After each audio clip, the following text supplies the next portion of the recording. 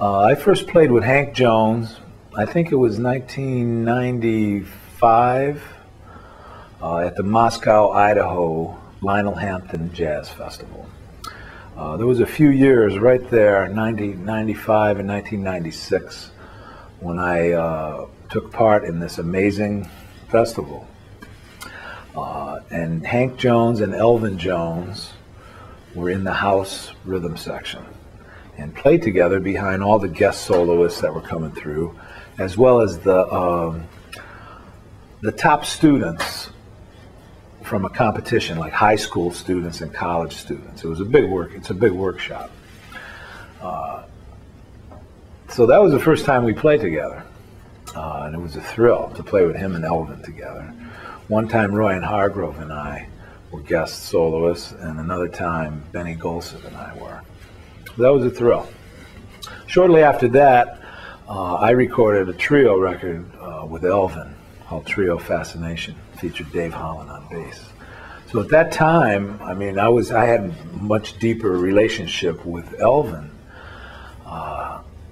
than Hank. But of course, Hank was someone that I learned how to play, listening to from records, you know. Things with Coleman Hawkins and Charlie Parker, Miles Davis, Cannonball Adderley, John Coltrane, and his own things with Milt Jackson, you know.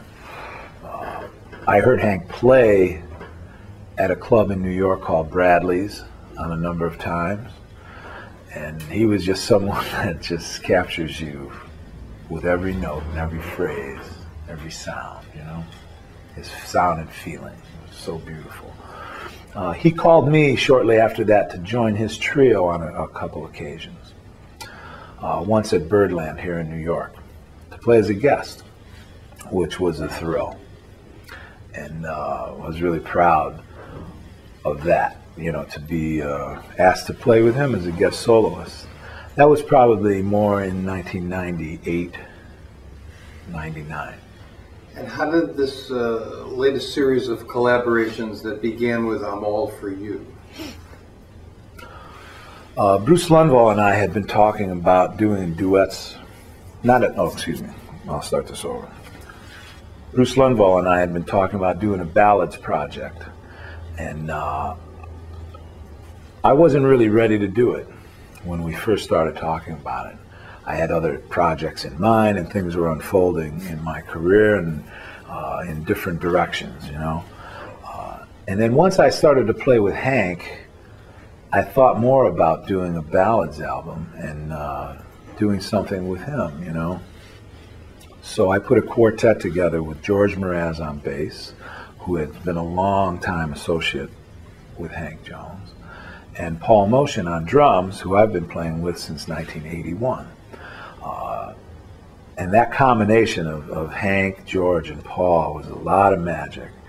And so I called Hank up and asked him if he'd be a part of this recording session. The name of the recording turned out to be I'm All For You. The title track is an original line that I wrote based on Body and Soul. So I went up to Hank's house in upstate New York, and we put a repertoire together, maybe 20 tunes. And we played as a duet. First time we really played together like that, you know. And put a beautiful repertoire together and recorded this recording. Did some touring that year, which was in 2004 when that recording came out, and then that subsequently led to a second quartet record entitled Joyous Encounter, the same quartet. And that had a lot of different tunes on it. We covered some ballads as well, but originals of mine and Hank's. And we focused on some different things of Thelonious Monk, Thad Jones compositions, and some other standards that hadn't been played too much. How did the duo gig at Dizzy's come about? Well, these two quartet recordings had duet moments within both of them. And because we first rehearsed as a duo, we had a repertoire and a certain sensibility that came together and an intimacy of dialogue in a duet fashion right from the beginning, which I'm really proud of. And it started our collaboration, I think, around 2002. So we've been playing for a little while together. Last year, 2006, we did a duet tour in Europe, 9-concert tour in January 2006. And we came back and played at Dizzy's Coca-Cola Club at Lincoln Center, Jazz at Lincoln Center, for a week in April, and recorded 2 nights of that engagement, which was a thrill to play for 6 nights in New York City at Dizzy's, just in a duet form, and explore a lot of different tunes. So this recording, that's how that recording was born. Okay. You know? Now for this section, Joe, I'm going to name the tune. I want you to say the tune and talk about it, the composer, whatever you want to say about it, but keep them short, okay? So for example, Lady Luck is a tune that, you know, like that. Okay, so Lady Luck. Lady Luck I first heard on an Elvin Jones record that featured Hank Jones and Wilbur Little on bass. They played it as a trio, but it's a Thad Jones original. This recording, Elvin it was called, was Elvin's first record as a leader. An incredible piece of music. I think actually Thad Jones and Frank West are co-composers of this piece. It's great. And we love to play this tune. I've been playing this tune with Hank since we first played together. So it's fantastic to explore this as a duo. Charlie Chan. Charlie Chan is an original of mine, based on the original Milestones composition by John Lewis. It was on a recording of Miles that featured Sonny Rollins and Charlie Parker on tenor. And Charlie Parker, one of his synonym names was Charlie Chan. So I wrote an original line based on those harmonies and titled it Charlie Chan in dedication to the great Charlie Parker. Lullaby. Lullaby is a beautiful waltz of Hank's that he brought into our book, and it's one of his most beautiful compositions. Little Rascal.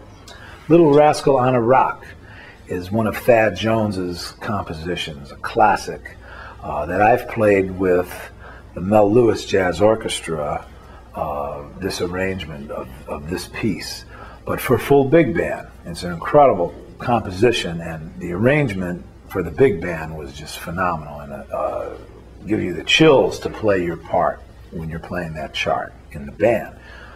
As a duo, Hank covered all the parts. He played the trombone parts, the brass parts.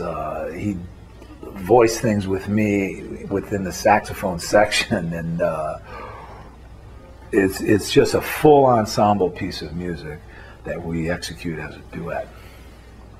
Buddo. Buddo is an original by the great Bud Powell. Miles Davis and John Coltrane recorded this tune. And there's a little interlude that happens inside it, like a little shout chorus, that Hank says that Miles heard him play and asked him if he could use that. And it's this little shout chorus that Coltrane and Miles play on their version of it with the quintet that we also echo in this arrangement. And it's a fantastic piece of music by Bud Powell. Soul Train. Soul Train is a beautiful ballad written by the great Tad Damron. And like Bud Powell and Tad Damron, Hank Jones is a contemporary of those cats and came up with them around New York. This was a beautiful ballad that I think Hank maybe not had played too many times. It was kind of a new tune for him, you know, even though he treats every tune as fresh as you would as if it was the first time you played it. That's the magic in Hank Jones. He's a searching player and a very free musician within any structure. or harmonic sequence. But this tune, Soul Train, is a beautiful composition, and I'm really happy we recorded it. It's something that I had not played with my nonette that covers quite a bit of Tad Dameron's original music. Kids are pretty people. Kids is the title track of this recording. Kids Are Pretty People is another composition that I've had a chance to play with the Mel Lewis Jazz Orchestra. A great arrangement for a big band that Thad wrote. But it was another tune that has a beautiful ensemble feeling that we capture as a duo. And we decided to call the recording Kids. Hank is 88. I just turned 54. And we create music with this, I don't know, a certain innocent feeling, a certain feeling of searching and discovery that kids have in their life every day, you know. And this music keeps you young, and it's just such a blessing to live in the world of music and to create music within this multi-generational and multicultural world we live. What a beautiful morning. Oh, What a Beautiful Morning, and the tune that follows this, Oh, Look at Me Now, are two solo pieces by Hank and two tunes that he loves to play, and he puts them together in such a beautiful way. 4-in-1. 4-in-1 starts with an unaccompanied saxophone introduction that leads into the most amazing piece of music written by Thelonious Monk. And it just swirls. There's a lot of swirling sounds and things that are happening on this piece. It's a thrill to play Thelonious's music because each piece of music teaches you things about yourself and the instrument you play and life in general.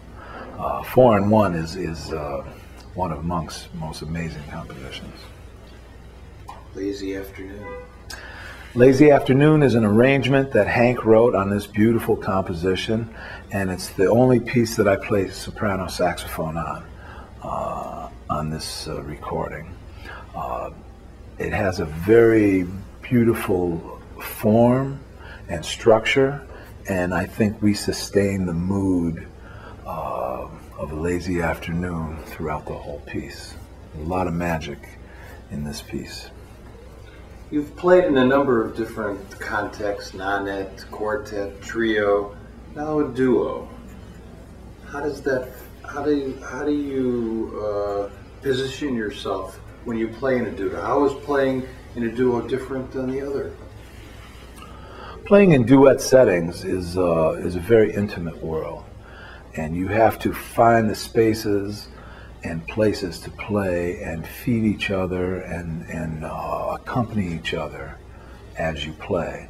The spontaneous orchestration that happens in a duet in the free manner is a certain journey and magic that can happen very quickly by just looking at each other, cueing each other with just a simple phrase, you know. This is my second duet recording for Blue Note Records. The first was with the great Gonzalo Rubalcaba. And this recording, we explored original tunes and some standards and Ornette Coleman's music. I played drums and percussion at times, alto clarinet, different instruments. We shaped each tune in a very different way than Hank and I do. Hank and I played much more direct on each composition, and the sound is very consistent with the tenor saxophone and piano throughout this whole recording. So the two projects that I've done in duets have really balanced each other out, you know. There's all kinds of ways to play together, and to really find the music, within the people that are playing it, is what jazz is, and for me, and I know it is for Hank too. You know, whoever he plays with, he's trying to figure out how to play with them, and that's what I'm doing with him, and that journey just takes shape as we play. Final question. You've, as fate would have it, have kind of a unique relationship with the Jones family, having played with Thad and I mean, having played with Elvin and Hank and played the music of Thad repeatedly. What is it about the Jones family? Something must have happened in that household for those three sons.